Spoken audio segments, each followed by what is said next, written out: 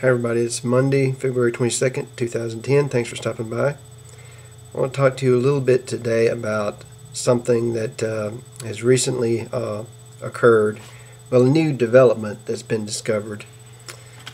It's been discovered that President Obama has an assassination list for American citizens.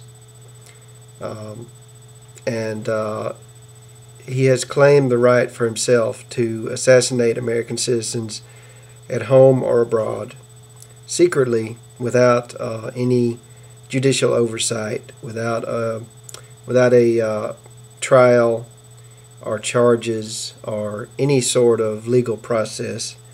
They claim the right to assassinate American citizens as they're sleeping, or when they're driving to work with their family, or whatever they're doing. However they can manage to kill them, they will kill them. And most of the people on the list, we don't know who they are, but there is one person on the list we know who he is, and he is in hiding in Yemen. And he is a Muslim man, but he's also an American citizen, born and raised in the United States. And he happens to be in Yemen right now, and he said that it was the duty of Muslims to attack America, because America is attacking the Muslim world and they need to defend themselves.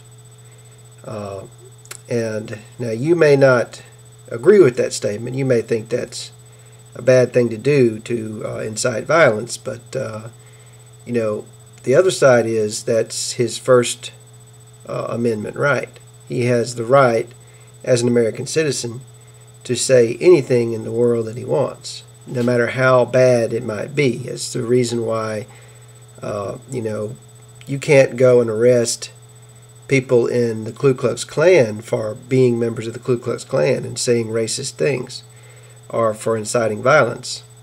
In fact, there was a member of the Ku Klux Klan who, I believe it was in front of Congress. I'm not sure about that, but it was in front of some government institution. He got up in front of the entire body and threatened the United States with violence, and said that it was the duty of all white people to fight and to resist America if they did not preserve, white privilege. And he was arrested for that, but the Supreme Court set him free and said that no matter what he says, he is protected under the First Amendment. He has the right to advocate violence if he wants. He has the right to advocate revolution if he wants. He doesn't have the right to be violent or to rebel, but he has the right to say those things. And so it is kind of a sign of just how wrong things have gone that this man could be not arrested, not tried, but just assassinated simply for saying something. Now, people assume when they hear this that, well, the U.S. government, if they said somebody is a terrorist and they need to be killed, well, obviously they must be a terrorist, so it's okay, right? But this theory falls really flat when you consider Guantanamo. Most of the people who've actually been tried who were in Guantanamo were set free because there was absolutely no evidence against them. Not one single thing. I think it was 36 out of the 39 people that they actually allowed to see a judge were just summarily released because there was no evidence whatsoever. Now just think about that. They had these people in Guantanamo for years and tortured them for years, and there was no evidence at all against them.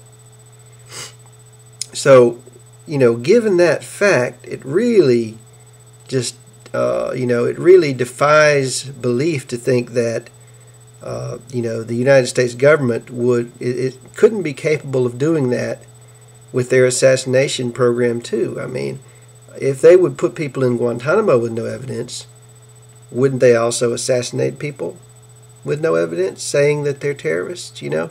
I think that you have to assume that's what's going to happen if you're living in the real world. Unless you're totally, totally lost, you have to just go on the assumption that they, are capable of putting these people on these assassination lists for no reason at all. Just to do it, because that's what they did in Guantanamo. Guantanamo, they put those people in Guantanamo, some of them for wearing the wrong kind of watch. Seriously, look at the website. You can find the reasons why they put them in Guantanamo, and I saw it. I saw their official reason, and it was, Timex watch. So it's crazy. But the thing is, no citizen should be punished in any way without a trial and a conviction, a trial by jury, and a conviction. But certainly no American citizen should be assassinated with no trial and no charges, no conviction, no notice of anything of any kind, just killed out of the blue. If we accept this because the person in Yemen who is an American citizen happens to be a Muslim, who is saying Muslims need to fight the United States, I think it has to be. The only reason why we could possibly support that would be if we were just extreme racists. That's the only way I can think of that we would support that. If we were just absolutely racist to the core and just totally disregard the humanity of Muslims, even American Muslims. If you're an American citizen and you're a Muslim and you say something wrong, you can be killed. Could you do that? Say if your neighbor, your good, white, snow white Christian neighbor, if he were to wake up one day and just say something really awful, could you shoot him? Could you just kill him? Just like that, like an animal? Could you do that? Would that be an acceptable thing to do? If he woke up and said something really racist one day, or if he said, we ought to just kill all the blanks, or we should, bring down the government. Would that be enough just to murder the man?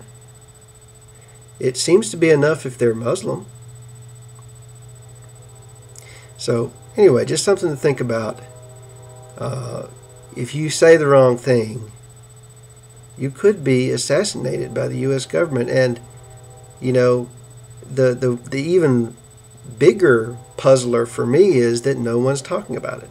No one on the left is making any sort of objections, except for, a few people here and there. It was on Cindy Sheehan's soapbox, and Cindy Sheehan was immediately deluged with hate mail and hate calls from liberals.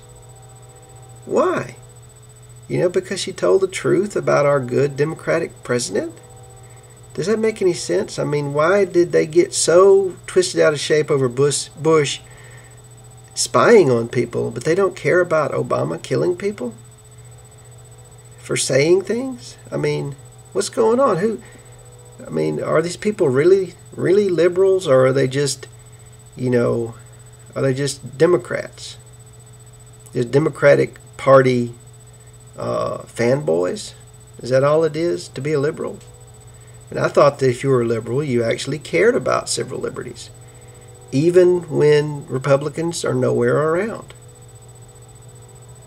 Maybe it's not really civil liberties they even care about. Maybe it's just Republicans.